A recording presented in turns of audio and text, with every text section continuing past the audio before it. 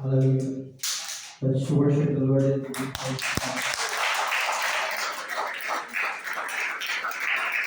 Hallelujah. Hallelujah. Magnify you, Jesus. You are worthy of praise.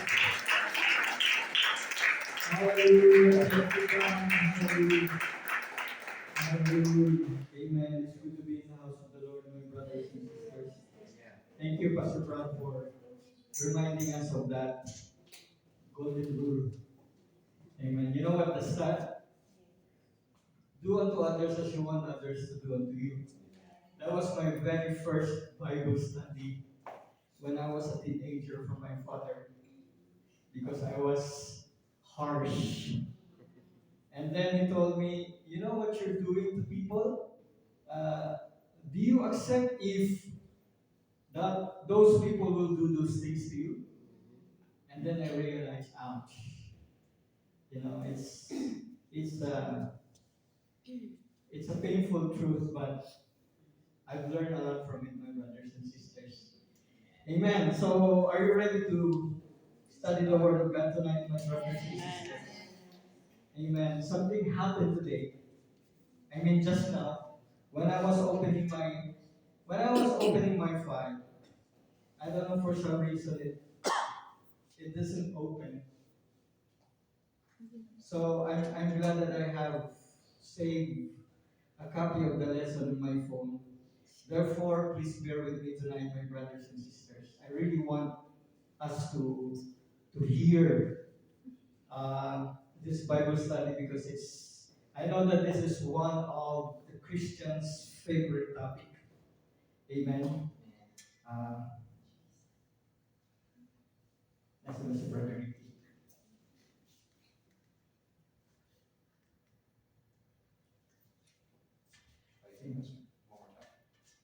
Okay.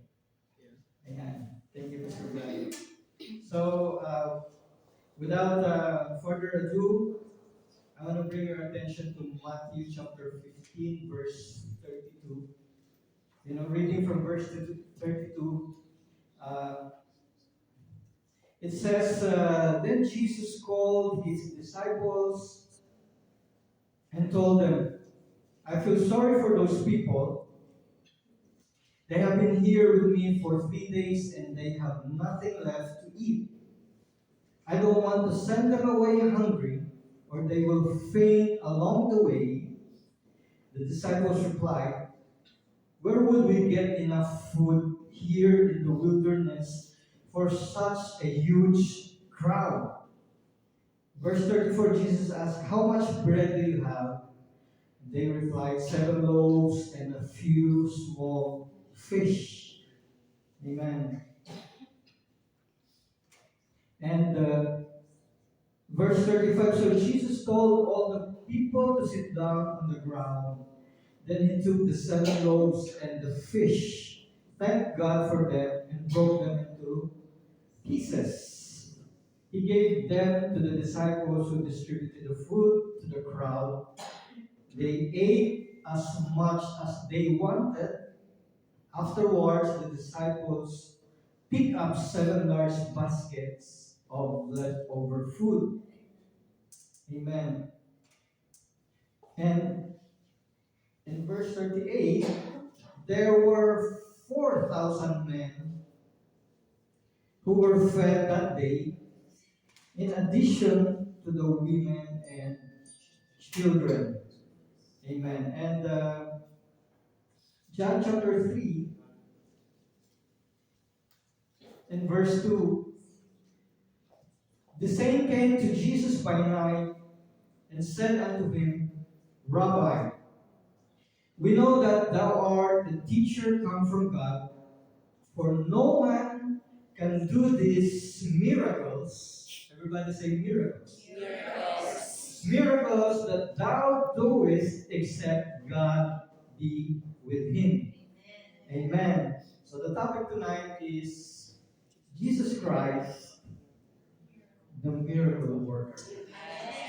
Amen.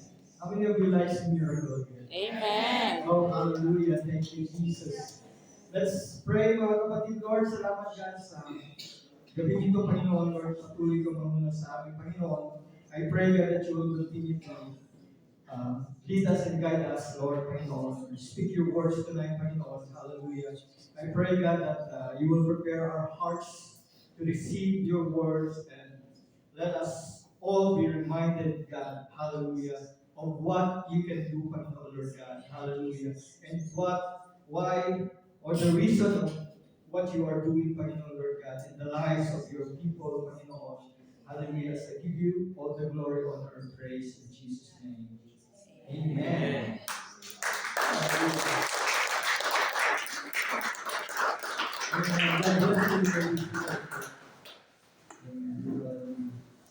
So mga kapatid, I'm just gonna navigate my small screen here. Amen. Praise God. So Jesus Christ, the miracle worker. Amen. And I know my brothers and sisters that living for the Lord, living for Christ, I know that many of you can testify. Amen. That God has done not just ordinary things in your life as Christians, but God has done something extraordinary in your lives. Amen. That's why most of you, when you are asked what the Lord has done in your life, there's always something that you can say of what the Lord has done. Amen. Praise the Lord. I can testify that God is a miracle worker. Amen. Praise God. Hallelujah. I am a miracle. Amen. Hallelujah. Because I remember when Sister Nell was invited me to the church, I told her, you know, I am in Tagalog, it's Sarado Candado. You know, there's a padlock in my faith. I don't want to change it. Amen. But when the Lord touches the heart of people, it's powerful. Yes. Amen. Praise God. And I know, mga kapatid, many of you knew, hallelujah, that me and Sister Nell, you know, couldn't have a child. Amen. And many of you were part of those people who prayed for us. Amen. And right now, meron po kami Alexa. The one and only special, miracle child. No?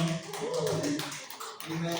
And that is because God has done miraculous things.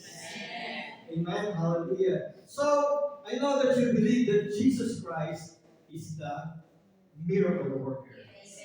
Amen. Hallelujah. Praise God. So, Jesus is the miracle or the worker of miracles, not only in the past, not only yesterday, amen, not only right now, my brothers and sisters, but He is the miracle worker that can do miracle things even in the future. Why is that? Because Jesus is the same yesterday, today, and forever. Amen. So some of you might think, well, Jesus, when he was having his earthly ministry, he has done a lot of miraculous things.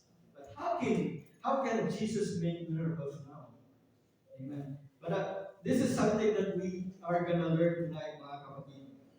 Amen. Praise God. So during the earthly ministry of Jesus Christ, when he was performing miracles, amen. People were, alam niyo yun, people were gathered and pushing themselves. Ano tawag doon? Yung nagtutulakan. They're pushing each other just to get to Jesus Christ, bringing their families, their loved ones who needs healing, di ba? Na there was a story na they even made a hole on the ceiling just for that fellow to be in the presence of Jesus needing healing. So they will do just about everything just to get to the presence of Jesus because uh, they want Jesus to make miracles in their situation. Amen. Hallelujah. Praise God. So, there are many instances, mga kapatid, no? It was not just what Jesus did, but also how He did those miracles, mga kapatid. That people gasped in astonishment. No? They were astonished. Alam mo ibig sabihin ng astonished? No? The things that Jesus has done was astonishing, or ano ba sa, in other words, it's kamangha-mangha, no? It's beyond ordinary. When you say astonishing, it makes you say, wow. No? Amen. So that's the reason why everyone wants to breathe. Just to go or to be in the presence of Jesus Christ, because they want. They want to be healed. They want to be delivered. Diba? They want Jesus to do miracle in their lives. Amen. So Jesus Christ touched the lepers. Amen. No? Alam niyo ba na kapag meron kang ketong, no? In Tagalog, leprosy is ketong. Diba? Na you are being, ano tawag doon? Siniseparate ka. Because it is contagious, and it's impossible for it to be healed. Amen. But by just one touch of the Lord Jesus Christ, it is all gone. Amen. So the lepers in the past are called untouchables on that day. No, no one wants to come close to someone who was a leper, because first of all, when you contain leprosy, you don't have a chance to be free from it, to get healed from it. Amen. So nobody wants to touch anyone that has a leprosy, but Jesus did. And the leprosy was gone, my brothers and sisters. Amen. Hallelujah. So the lepers were called the untouchables of that day. No? And made them whole. Can you imagine, by just one touch of the Lord Jesus Christ, they got healed, mga kapatid. They were made whole, the Bible says, no? When He spoke, there was authority in His voice. Amen. The elements obeyed Jesus, and even death. Ayan, not only the impossible disease or sickness were healed. Amen. But also, my brothers and sisters, even the death turned its victim loose at the command of Jesus. Amen. So Jesus Christ is the miracle worker.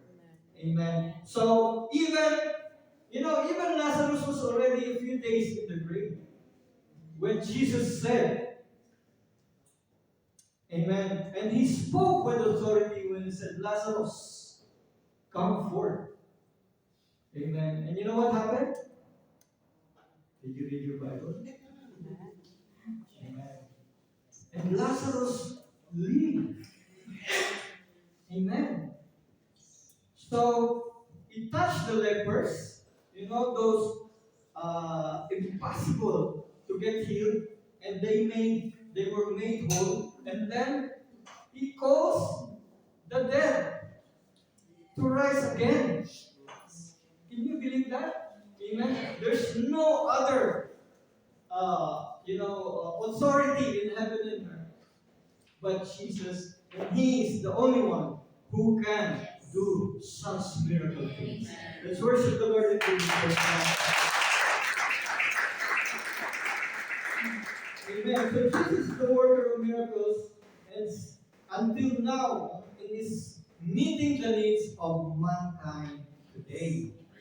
Amen. Praise God. So, church, Jesus Christ did not just do miracle, not because, today He is in the mood. I want to do something good today.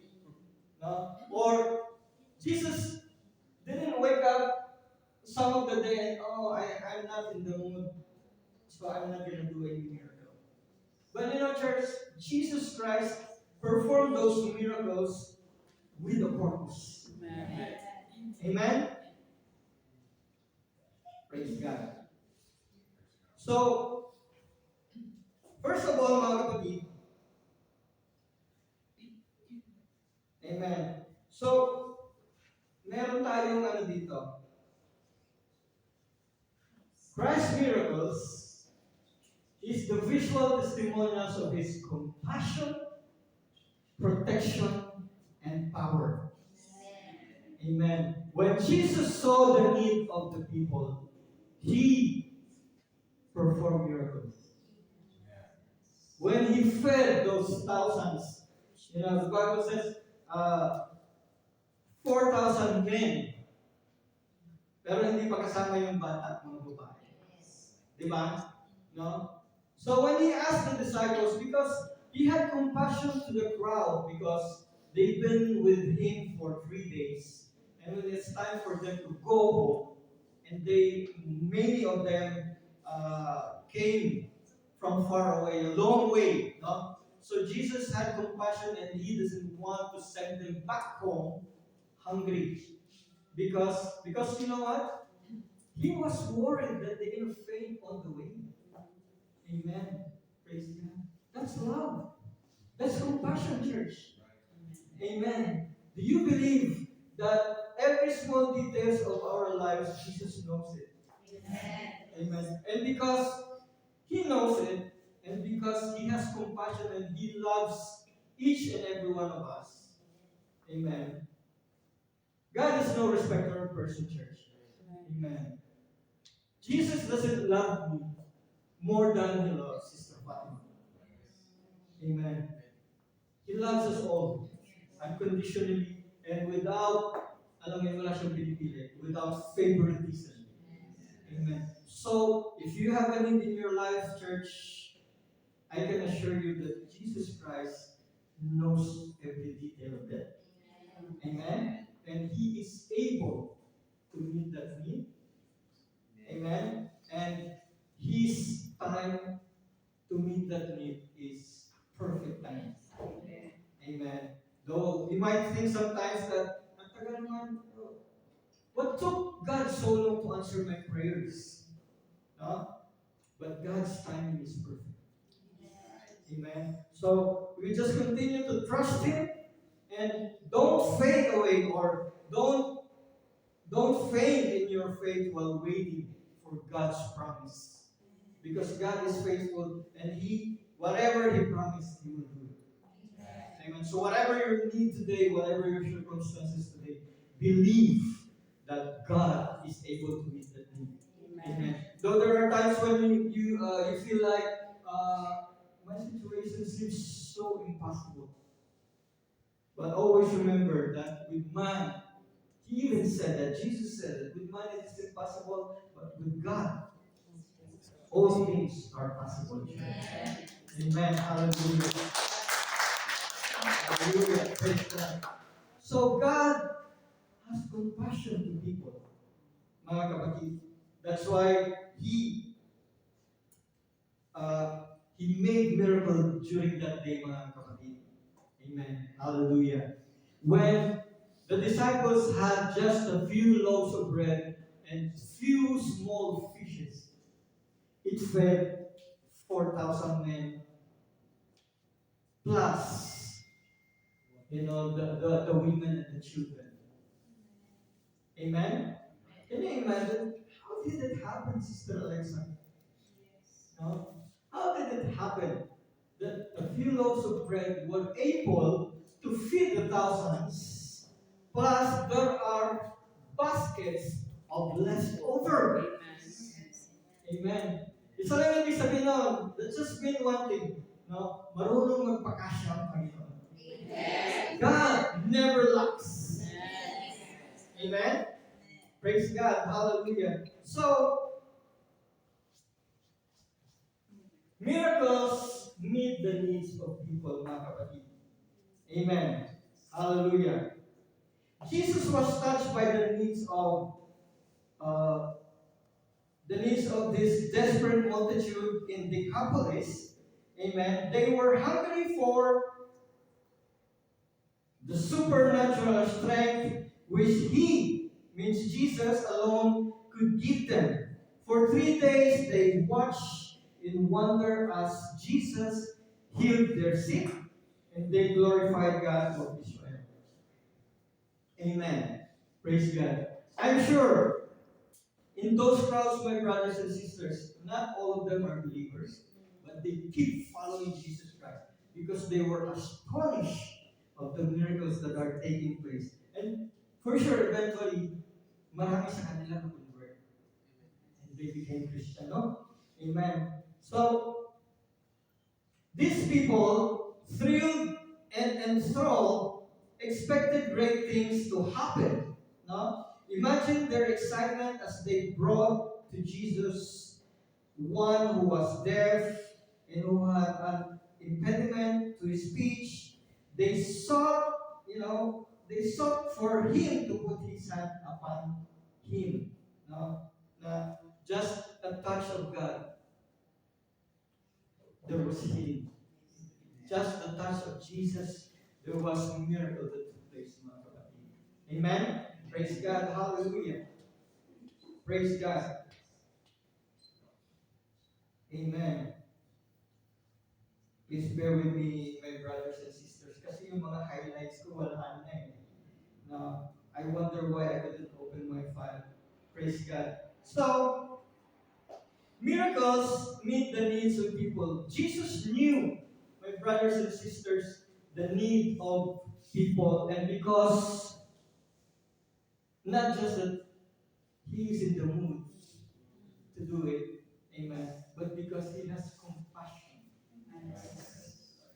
Then He knew that these people needs, amen. So the miracle took place, amen, because of His compassion. Aren't you glad, mga kapatid, that Jesus loves His children, mga kapatid? He's always ready, mga kapatid, He's always ready to make something, to do something for His loved ones, mga kapatid. Amen? Praise the Lord. Hallelujah. Praise God. No? Ano ba? Miracles meet the needs of circumstances. Amen. When something is so desperate and it's difficult, mga kapatid, Jesus is ready to do something. He is not surprised by the situation of people, mga kapatid. Amen. In difficult circumstances, when all human help seems remote or impossible, church, Jesus Christ is near. Amen. Praise God. There are no circumstances that overwhelm Jesus. He is never taken off guard or left unprepared. Amen. Anytime, miracles can happen. Mga kapatid, amen. In difficult times, kaya that's the reason why I said, the Bible says with man it is impossible, but with God all things are possible. Amen. So, when all human help seems impossible, Jesus Christ is near. Amen. Hallelujah. When you have a need, what was the first thing that you do? When you have a problem or when you have a circumstances, what is the first thing that you do? Call a friend. Diba? No? Did you pray about it? Did you ask the Lord about it? Amen. You know what happens? When you can seem to find help around, mga kapatid, that's the time when you call on Jesus. Diba? But call upon the name of the Lord. Seek ye first the kingdom of God and His righteousness by calling the name of Jesus in your situation, mga kapatid. Amen. If you were in the service last Saturday, if you remember, I mentioned that the name of Jesus doesn't just have a power, but the name of Jesus is power. Right. So when you call on His name, something extraordinary is happening. Amen? Praise God. So, it's not, I'm not telling you to run to the doctor in case you have an emergency because that's what we do, mga kapatid. But call on the name of Jesus first. Amen? Praise God. Because, those doctors, God ordained in the life of humans to have doctors. Yes, that's not by accident. But who ordained people to be a doctor? So why don't we call the name of Jesus first and foremost, church? Yes. Amen. Amen. I hope that you are ready to do those things, mga kapatid, when you are in a difficult situation, mga kapatid. Amen. Praise God. So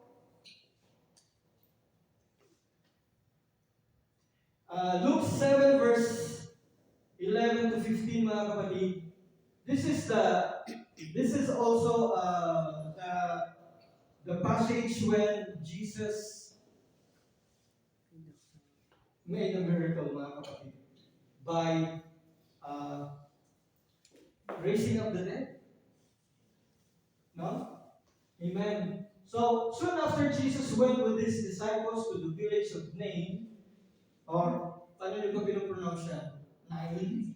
No? But I pronounce it Nain, and a large crowd followed him. And what happened? A funeral procession was coming out as he approached the village gate.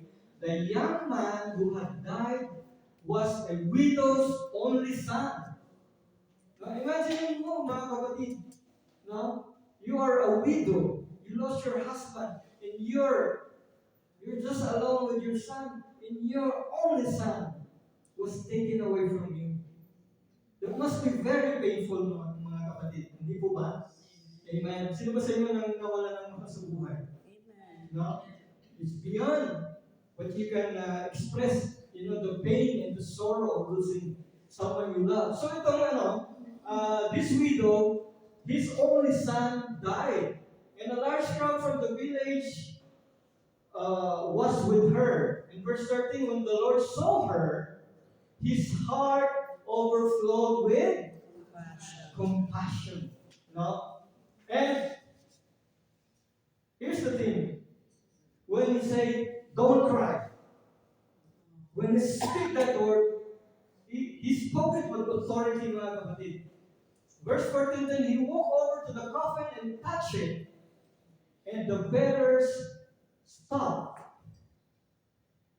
Young man, he said, I tell you, get up. Then the dead boy sat up and began to talk, and Jesus gave him back to his mother. Amen. May kakilala ba kayo? Do you know anyone who can raise someone from the dead? Wala, no? Jesus raised the dead to life. Let's worship the Lord in Jesus' name. Amen. Praise God. Hallelujah. So, the miracles of Christ are a powerful witness of His deity. Or kanyang pagka-Diyos. Yung kanyang authority, mga kapatid, no? Miracles of Christ is a convincing confirmation of His teaching. No? Kung ano yung tinuturo niya. No? It's a confirmation of His teaching. A dynamic encouragement of our faith. I like this one. When you see miracles happen, mga kapatid, don't you feel encouraged and your faith are being lifted? Amen? Wow! Diba?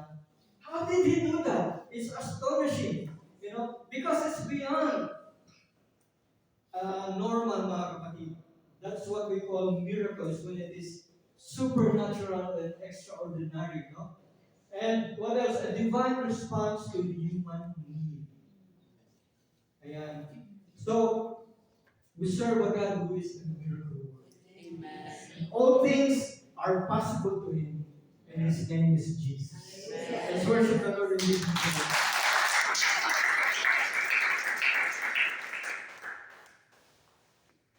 Amen. So, The purpose of miracle, no? Yun na yung kanina, miracles meet the needs of people.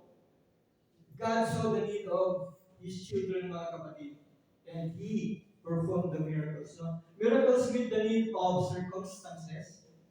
No? Yung mga impossible situation, depressing, and ano pa, nakakalungkot na events, no? Then God interfered. No? Can you imagine? No? Just I think more than just a month. No, I went to Philippines to bury my father. He passed away. You know, I thought that I was ready, like I shared to some of you. But the moment when we're just about to put the casket inside the, you know, inside the grave, in the grave, I thought that it's just okay for me. But that's the time when I feel so emotional. Doon ako umiyak. I cried in the part of the journey church. I thought I was already well prepared, no? But thinking that that's the last time that I'm gonna saw my father, so painful, no? Imagine nyo, mga kapatid, no? So I wonder that widow, you know, what she felt or how she felt when they're on the way to bury his dead son. No? And suddenly, church, Jesus came.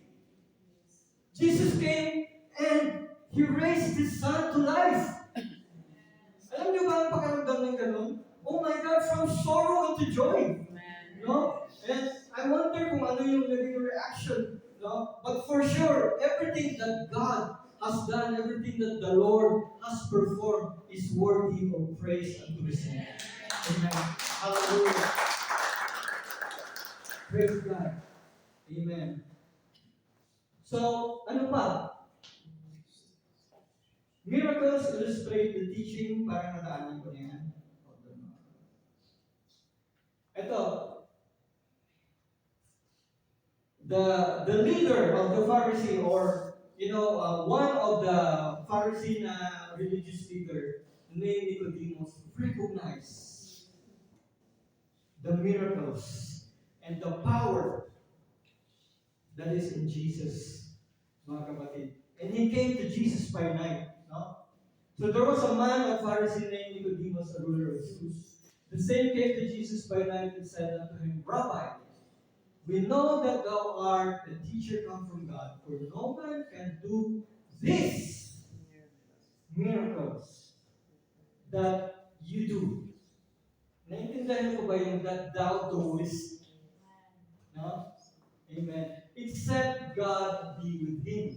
So, Nicodemus recognized the power of God in Jesus. Amen. Praise God. So, amen. Nicodemus, mga kapatid, ay nagpunta kay Jesus Christ because even him for sure was astonished by the miracles that Jesus was doing, mga kapatid. Amen. So, praise God.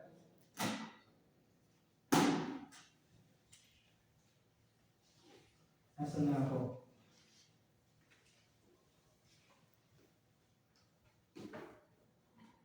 So Jesus answered and said unto him, Verily, verily, I say unto you, or unto thee, except a man be born again, he cannot see the kingdom of God.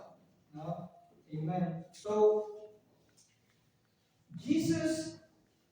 Nicodemus was one who was impressed and moved greatly by the works of Jesus. Mga kapatid, amen. He recognized the source of Jesus' evident power. Amen. So when Jesus saw that Nicodemus was open to receive instruction, Jesus spent no time discussing the miracles to which the Pharisee has referred. Something far more critical was at hand. No? There's more, there is more, ano tawag doon? There are greater things that the Lord has in mind aside from the miracles, mga kapatid, and it is the plan of salvation. Amen. Praise God. Kaya sinabi niya kay Nicodemus, except a man be born of water and of spirit, he cannot enter the kingdom of God. The kingdom of God, no? It is possible to become overly concerned with some good things to the detriment of the best thing. For example, no, yun nga, Nicodemus, God or Jesus didn't just talk to Nicodemus about what he inquired. Amen. But Jesus spoke to Nicodemus about the importance of the plan of salvation. Amen. So, the miracle worker. Amen.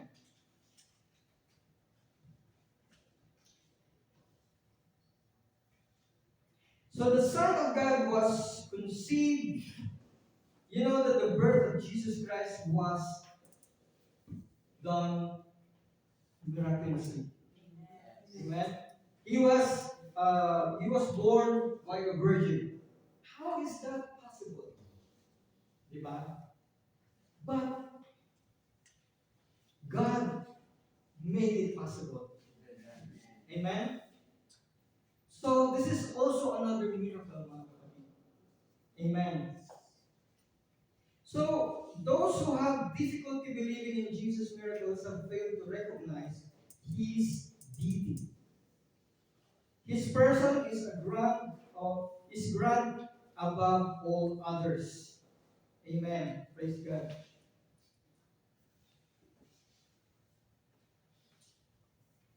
What's the next slide here? Yeah. John chapter 1 verse 14, and the word was made flesh and dwelt among us. Who is it? Jesus. Amen. In the beginning was the Word, and the Word was with God, and the Word was God. And the Word was made flesh and dwelt among us. And that is Jesus. That means that God, the Spirit, dwelt in us. Amen. Through the birth of Jesus Christ, which is also a miracle. Amen. Praise God. So the central miracle of the New Testament is not just what Jesus said. Hindi lang sa sinabi niya. Or even what He did, but it is who He is. Amen. Amen. So let's worship the Lord and give Him praise.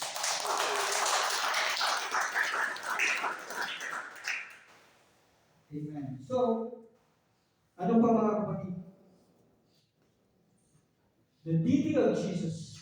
And next, the compassion of Jesus, mga kapatid. Now, so the central miracle, amen, praise God, nasa na ako. What primary purposes caused Jesus to perform His mighty works? Certainly, His motive was not to impress the influential or the wealthy. Mga kapatid, many of His miracles occurred in out-of-the-way places among humble people. Amen. It's not His purpose to impress the one who has the authority. Amen. Yung mga hari during that time, mga kapatid. Praise God. So the gospel writers do, however, point at least one outstanding motive behind Jesus' miracles behavior. Amen. Praise God. Had no one recorded his actions, Jesus would still have restored the man with the withered hand and raised Jairus' daughter from the dead. Amen. Jesus didn't do this miracle so that he will become popular. No? Amen. But sabi nga kanina doon, it is because of His compassion, it is because He wants to meet the need of His people, mga kapatid, and He wants to meet the need of the circumstances. Amen. Praise God.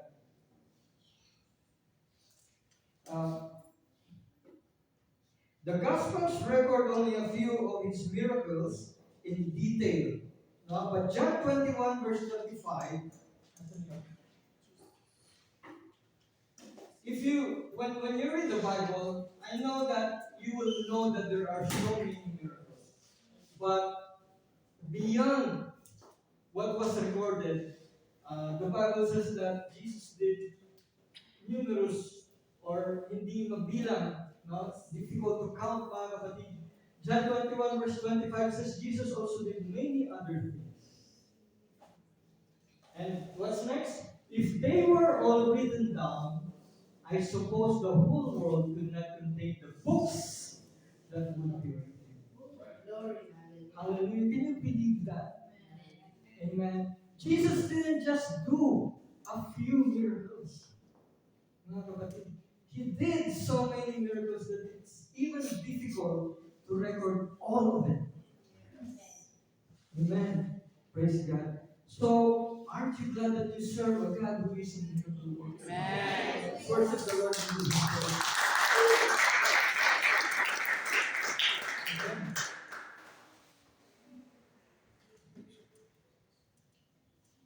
So the protection of Jesus. Where is Jesus now that we need Him? The disciples may have wondered, does He know that? Does He know of our danger? You know, when the disciples was in the storm, they were so afraid. Amen. The disciples wondered, where is Jesus? Does He know that we're just about to die? And suddenly, Jesus appeared. Diba? He was walking in the water. Who is the one who walks on the water? Huh? Jesus. Who is the man, or who is the one who raised the dead daughter? Diba? There was a song entitled Jesus. Diba? And who is the one who walks on the water? Diba? And the answer is Jesus. Amen. So, God. How many of you believe that God protects you? Amen. Amen. For some of you, you will wait for something that almost, no? Ano tawag doon? Yung, don't wait for a situation where you are in a near accident. And then, suddenly you realize, oh, God was protecting me. Amen. Don't you know that even without us seeing what's going on, the Lord is fighting for us to be protected. Amen. Hallelujah. How many of you believe that? Amen. By us sitting here right now in freedom from anything and listening to the Word of God, there are armies around us protecting us from every attack of the enemy. In Jesus' name. That's why you hear people praying, Lord, let your angels surround us. Diba? Let the armies of heaven surround us. I haven't seen the armies of heaven yet with my own eyes, but I believe that they exist. And because they exist, they are protecting the church, they are protecting the lives of every Christian believer, my brothers and sisters. Amen. When you go home and reach your house in peace, the Lord protected you. Amen. When you're on the way to the church and nothing happened to you, God's hand was protecting you. Amen. Amen. So, He's a miracle worker. And also, even, sabi nga ng kanta, even when I don't see it, you're working. Amen. Even when I don't feel it, you're working. Amen. You never stop. Diba? You never stop working. That's very true, church. Amen. So, you don't just recognize Jesus Christ on Tuesday night or on Saturday afternoon that He exists, but He 24/7. Mga kapatid. And He loves us, He protects us, He provides for us, and He does so many things for us, even though we don't see it. Mga kapatid. Amen. Hallelujah. God was protecting us, church. Amen. Praise God. Hallelujah. So, the continuation of miracles. The miracles doesn't stop and will never stop. Amen. So this is the thing that we must listen to right now, mga kapatid. Amen. Hallelujah. The continuation of miracles. Miracles did not cease or did not stop with the book of Acts, mga kapatid. You see, when you read the book of Acts, after Jesus Christ, di ba? And then the disciples start working, the apostles started ministering. There are miracles that were taking place. Di ba?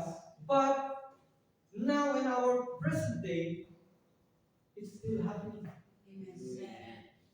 Do you believe that? Yes. And it didn't stop in the book of Acts, mga kapatid, and they didn't die with the apostles. They live on in the church today. Yes. Amen. Parang hindi kayo naniniwala. Amen. No? Amen. The power of Christ, here, church, the power of Christ in us. Amen. Ano sabi ng Acts 1:8? You shall receive power. You shall receive power after that the Holy Ghost has come upon you. And you will be hiding in the caves and you will be quiet. Yung ba sabi? No. And you will be witnesses. How will you witness, mga kapatid? Diba? The power of Christ is already in us when we receive the baptism of the Holy Spirit. Amen. That's why you are able to say and quote the passage that says, "Greater is He that is in me than he that is in the world." Because Christ not just with me.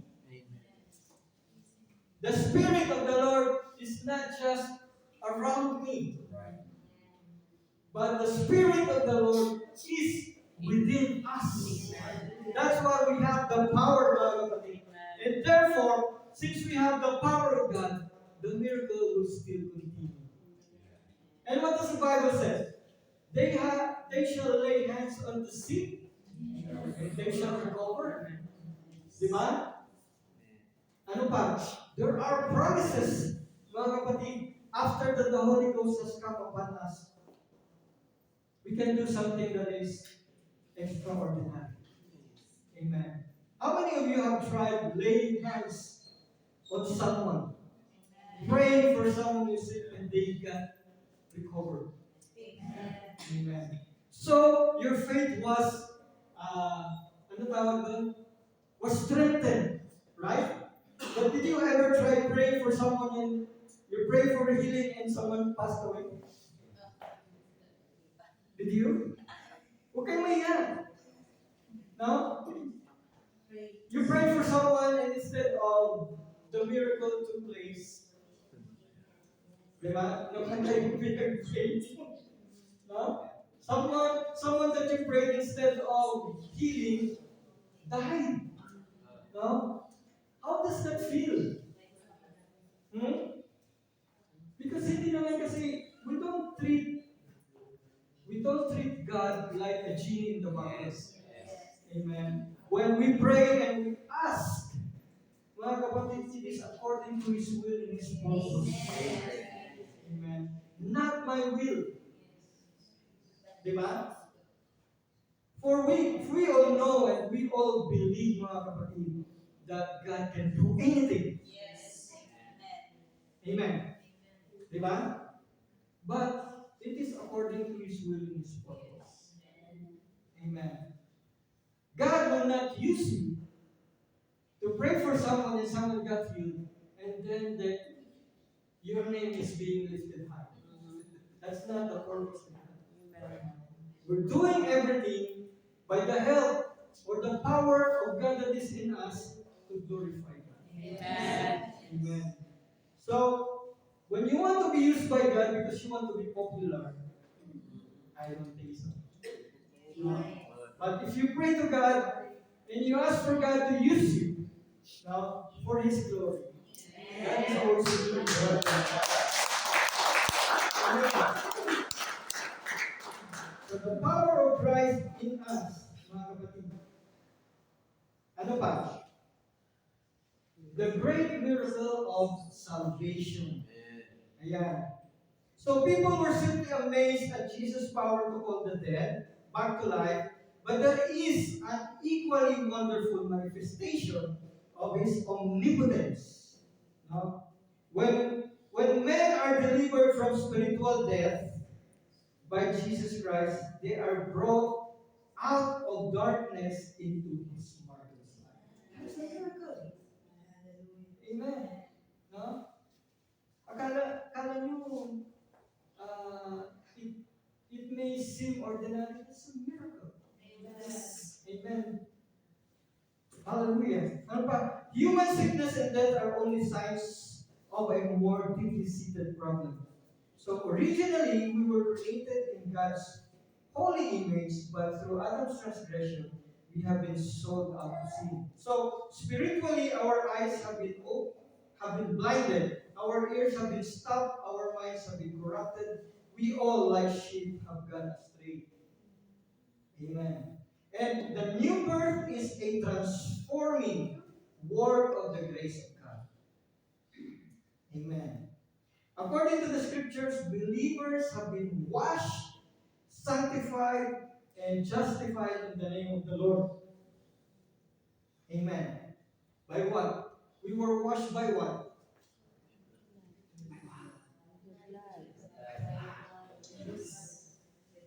She sang it earlier. What can wash away our sins? Nothing. Nothing but the blood of Jesus. Amen. Amen. The book of Isaiah said, though your sins are like scarlet, they can be as white as snow. Can you believe that? Nothing else can do that but the blood of Jesus. That's why there is power, wonder-working power, in the blood of the Lamb. Because though your sins are like scarlet, alam niyo ba yung scarlet? Hindi niyo alam yung scarlet, no? Yung pulang-pula niya. Parang, it is so impossible for it to become white. Diba? Kasi it's so red. Scarlet nga. No? But, the book of Isaiah said, though your sins are like scarlet, it can be as white as snow. Why? Because the blood of Jesus, there's power to wash us from our sins. Oh, hallelujah. Let's worship the Lord. Hallelujah. Praise God. Can you believe, mga kapatid, no? The great miracle of salvation? Ayan. No? Our salvation, the plan of salvation, what God has done in the cross, mga kapatid, is a miracle for our salvation. Diba? Isn't it miracle, mga kapatid, when, you don't have to go back to what year was that? To the actual event. Just to go back to the foot of the cross. When you call on the name of Jesus today, you can be saved. When you are baptized in water in the name of Jesus Christ, today, you can be white as snow from your sin. Why is that? Because there's power in the blood, and it was done miraculously. Amen. Praise God. So, symbolically, we were baptized in water by calling the name of the Lord Jesus Christ so that we can be cleansed from our sin. Why is that? Because the blood of Jesus was already shed once and for all. Mga kapatid, amen. So, hindi na natin kailangan maligo ng maligo. If you feel like you are dirty, because it's not, being baptized in the name of the Lord Jesus Christ and being washed through His blood, mga kapatid. Amen. Sabi nga ng Biblia, it's not the removing of the filth of the flesh. Diba? Kundi ito ay maglilinis sa atin. It will take away our guilt, no?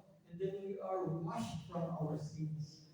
Amen. Aren't you glad that God has done that for us? Why is that? Because of His compassion, because He loves us, and because He knew that His people needs, mga kapatid, to break free from the bondage of sin. Mga kapatid, hallelujah, let's worship the Lord.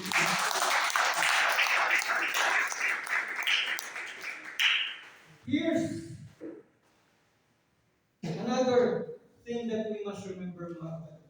First of all, the power of Christ in us. And I want to remind you that the power of Christ is already in you. Amen. That's why the miracles can still continue to take place. Because the power of God is in you through the infilling of the Holy Spirit in us. And then the great miracle of salvation, mga kapatid. No? Niligtas na tayo ng ating Panginoon, mga kapatid. Amen. No? He loves us. No? Praise God. Hallelujah. How many of you are still having the joy of your salvation? Amen. No? Like what David was praying, restore unto me the joy of my salvation. Amen. Every time we remember what the Lord has done, there's always joy and there's overwhelming presence of the Lord, and we worship the Lord because of what He has done. Because of the salvation that He provides for us. Because in our own it is impossible. It became possible only because of Jesus. Amen. Hallelujah. Praise God. So, the miracle yet to come. Ayan. Alam mo kung ano yung miracle yet to come? The rapture. Amen. I think I have the Ephesians 5:27, that He might present it to Himself a glorious church, not having spot or wrinkle or any such thing, but it should be holy and without blemish. Mga kapatid. Tapos, ito na this is the miracle yet to come. For the Lord Himself shall descend from heaven with a shout, with the voice of the archangel and with the trump of God.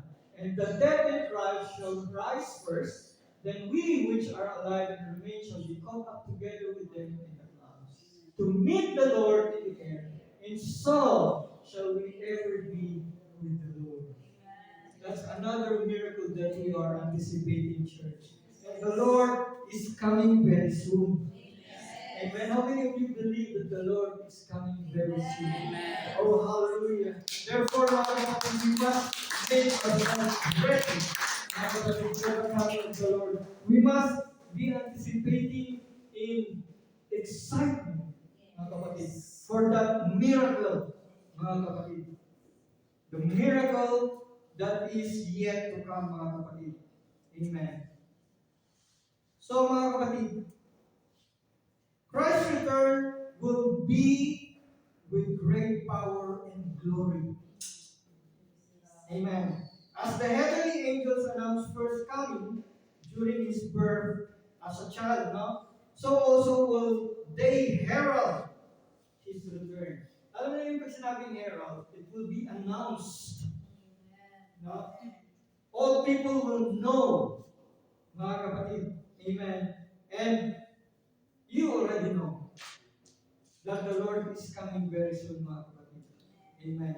So, the rapture is the great hope of the church. The bride of Christ eagerly awaits the return of her heavenly bridegroom.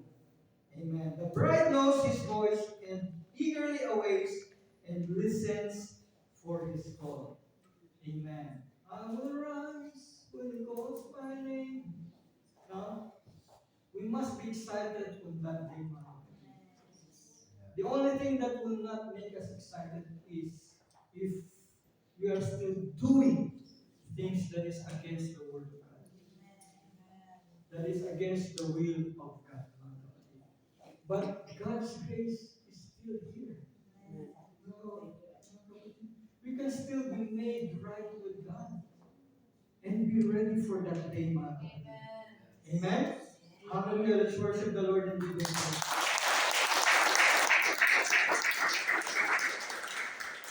So through miracles and signs, Jesus of Nazareth proved that He was the Christ. His mighty works were His credentials. Or ano yung ibig sabihin ng credentials? Yun yung mga pinakita niya.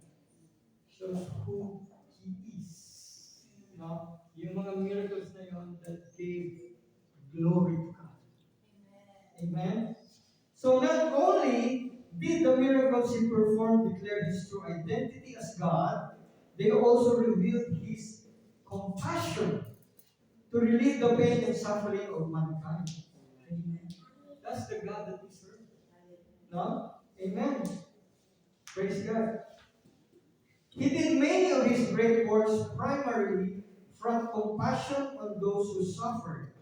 His ministry was marked by concern for others.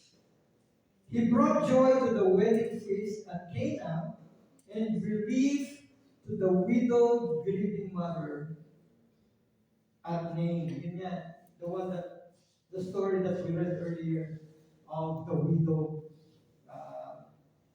whom the son was raised from the dead by Jesus, mga kapatid.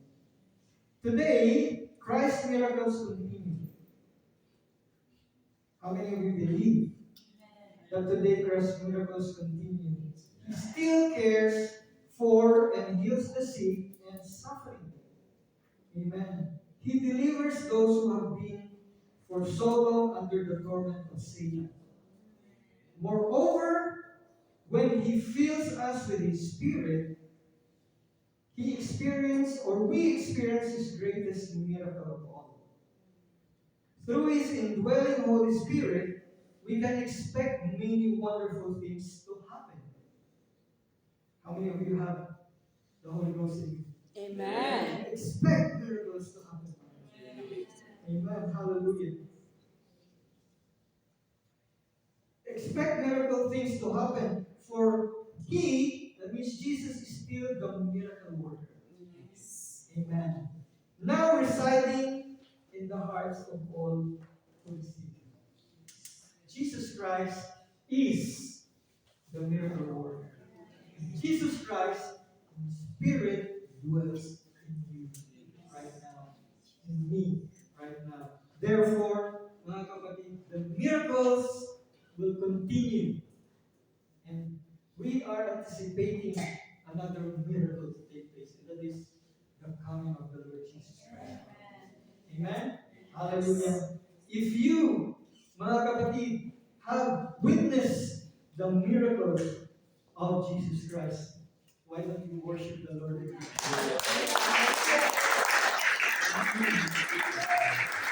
Hallelujah. Let us stand, mga kapatid. Let us stand and worship the Lord once again. Hallelujah. Hallelujah. Let's worship Him. He is worthy of praise. He deserves the glory. Oh, hallelujah. Hallelujah. Jesus, thank you for the miracle. Thank you for what you have done. Thank you for what you are doing right. And thank you for the promise that the miracle will continue to take place. Hallelujah. Hallelujah.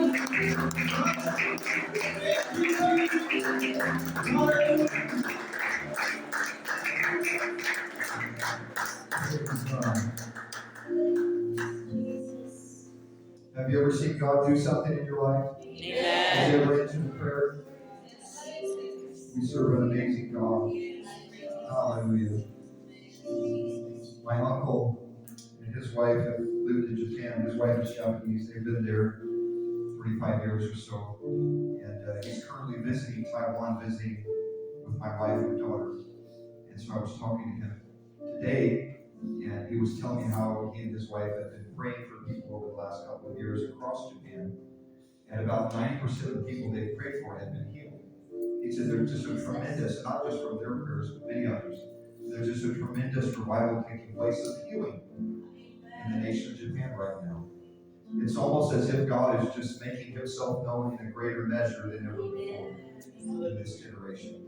And I believe if it can happen in Japan, it can happen here. So here's what I want us to do as we close tonight. If you have a need, would you just turn to the person next to you and say, I have a need? If you want to share that need, you can tell them what it is. If you want to just say, I have a need and keep it private, you can do that as well. But let's just take a couple of minutes before we close. And let's pray for one another.